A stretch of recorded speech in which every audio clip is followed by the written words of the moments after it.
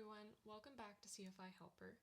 Today we're going to be talking about a topic that can be very confusing for students starting out, which is going to be forward versus aft center of gravity and the ways that it affects your plane. I personally used to struggle with this topic a lot, and honestly, that was because I think I was just memorizing the effects it had and not fully understanding and grasping why the center of gravity affects your plane in different ways.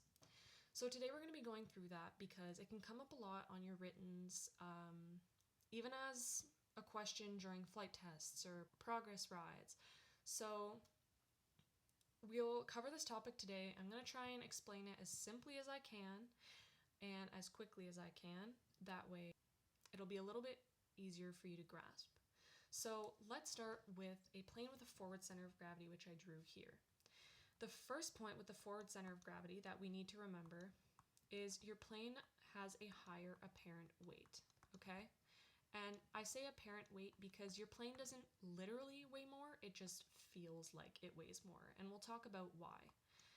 Okay, so with a forward center of gravity on your plane here is going to be nose heavy, right? But if your plane is nose heavy, what do you think we need to balance out that center of gravity that's acting at the front of the plane?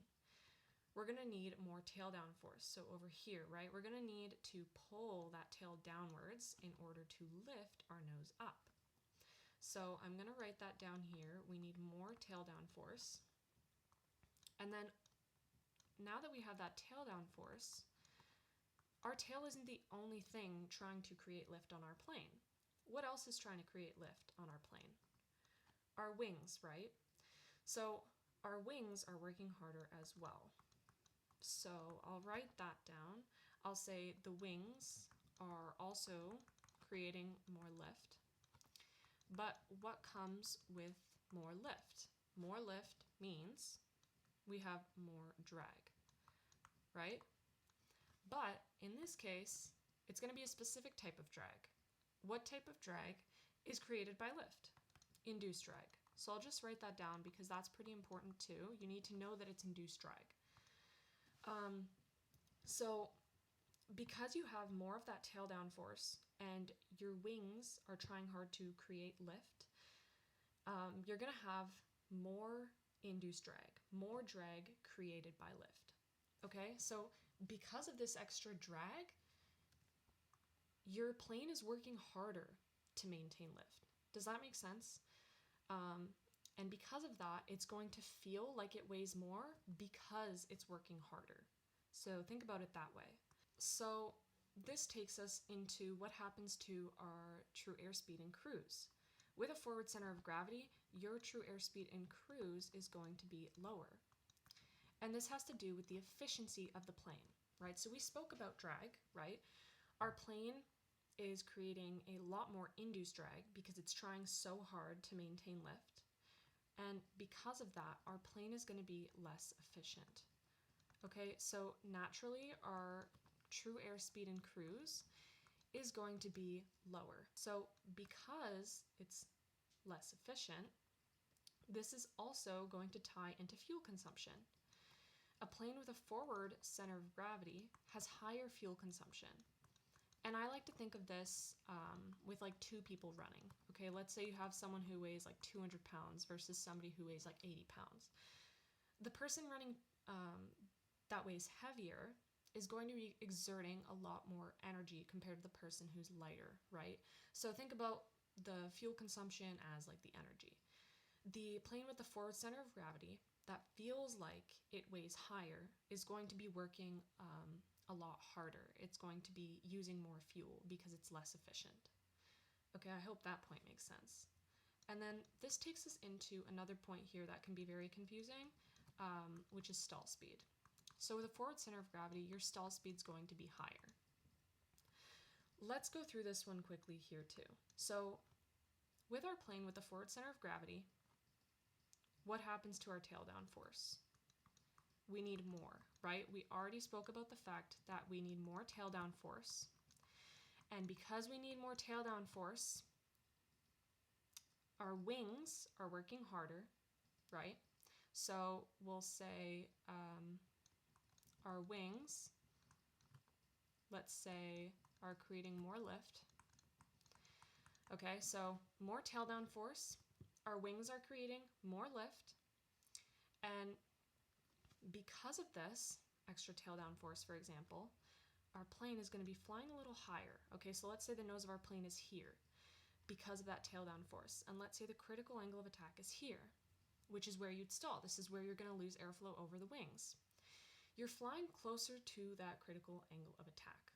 Because your wings need to work harder to produce more lift, you're also going to be flying at a faster speed to overcome that induced drag, okay?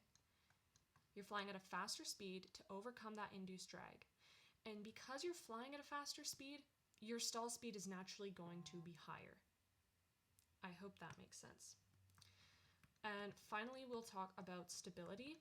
So your plane with a forward center of gravity is going to be more stable. So your stability increases. And the reason why is we're going to think about stalling here. So if you stalled your plane, what's the first step to recover from this stall? To push our nose down, right? And I want you to think about, let's say your plane stalled, but you couldn't touch the controls and you have a forward center of gravity. Is your plane naturally going to want to go nose down, which is the first part of our recovery? And the answer to that is yes, right? Because our plane is naturally nose heavy because of that forward center of gravity. So because it's naturally nose heavy, the stability of our plane increases. And then let's talk about this aft center of gravity here as well. We'll just compare it to the two to make it make more sense. So our first point, right, if our forward center of gravity had a higher apparent weight, the aft center of gravity is going to have a lower apparent weight.